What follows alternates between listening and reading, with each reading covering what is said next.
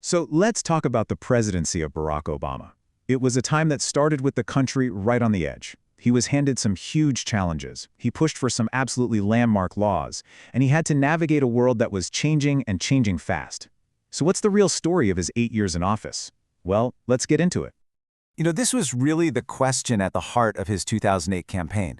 America was in the middle of a serious economic downturn, and people were just tired from long wars. So this idea of hope and change, it really connected with millions of people. But let's be honest, it also set an incredibly high bar for a new president walking into a nation in crisis.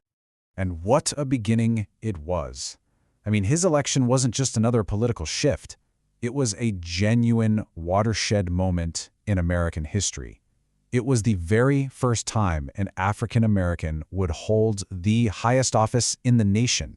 So, how did he even get there? His journey was pretty remarkable. He graduates from Columbia, then goes on to Harvard Law, where he becomes the first African American president of the super prestigious Law Review. After that, he wasn't in some high-powered firm. He was a community organizer in Chicago. And that experience, that really laid the foundation for his political career, which took him from the Illinois State Senate to the U.S. Senate, and then boom, victory in the 2008 presidential election. Okay, so from the second he steps into the Oval Office, one thing overshadowed absolutely everything else: the economy. The country was in the grip of the worst financial crisis it had seen since the Great Depression. It was bad. And to give you some perspective, unemployment was just skyrocketing. At its peak, it hit around 10%. We're talking millions of people who had lost their jobs, their savings, their homes. So the first, most urgent task was simple: stop the bleeding. The administration's big answer to this was a huge piece of legislation, the American Recovery and Reinvestment Act. The whole idea was to pump money directly into the economy through government projects, help for the states, and tax cuts. It was all designed to prevent a total collapse and hopefully kickstart some growth.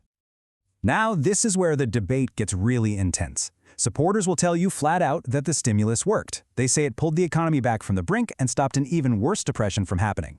But critics, they point to the massive increase in government debt and argue that the recovery that came after was just way too slow for millions of Americans. And if you look at the numbers here, they tell a pretty clear story. The debate over how it happened is still going on, for sure. But the data is clear. That unemployment rate that was near 10% back in 2009 had dropped all the way to below 5% by the time Obama left office in 2017. Okay, so beyond that immediate economic fire, the Obama administration decided to take on another massive, long-standing issue, one that presidents had tried and failed to fix for decades: healthcare. This would become his signature domestic policy and, you could argue, the most controversial law of his entire presidency. So, it's officially known as the Affordable Care Act, or ACA, but pretty much everyone knows it as Obamacare. And its goal was nothing short of ambitious: to completely reshape the American healthcare system and expand coverage to millions and millions of people who just didn't have it. So what was the game plan? Well, the law basically stood on a few key pillars. First, it created these online marketplaces where people could shop for insurance.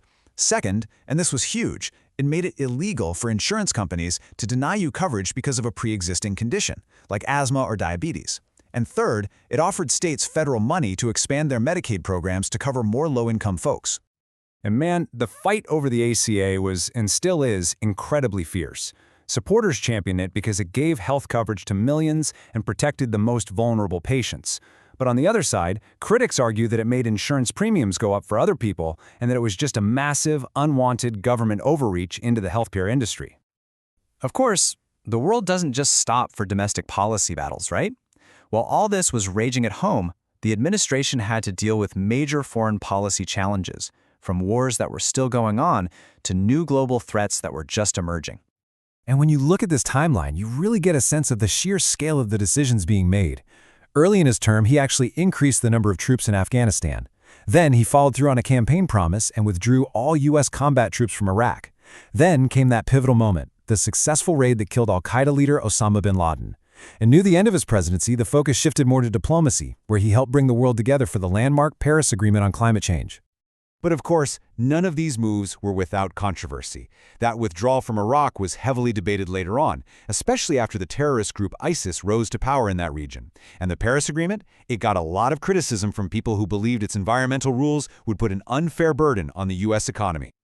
So how do we start to wrap our heads around all this? His presidency was a time of really big social shifts here at home, but it was also a time of growing political friction that, honestly, often led to just total gridlock. During those 8 years, the country saw some major social change, really highlighted by the Supreme Court's 2015 decision that legalized same-sex marriage across the entire country. On immigration, his administration created the DACA program, which gave protection to young undocumented immigrants. But all of this was happening against a backdrop of incredibly intense partisan division, which made getting anything done in Congress more and more difficult. This slide really does a great job of summing up the two completely different ways people see his presidency. On one hand, supporters see a leader who steered the country out of an economic disaster, gave millions access to healthcare, and really pushed for diplomacy and equality. On the other hand, critics focus on the explosion of the national debt, what they call government overreach in healthcare, and the ongoing foreign policy struggles, especially in the Middle East. Ultimately, the story of the Obama presidency is still being written.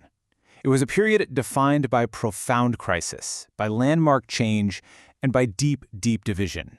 And that central question, how do you weigh the successes against the setbacks? How do you really measure the impact of those 8 years? Well, that's something historians, and really all of us, are going to be debating for a long, long time.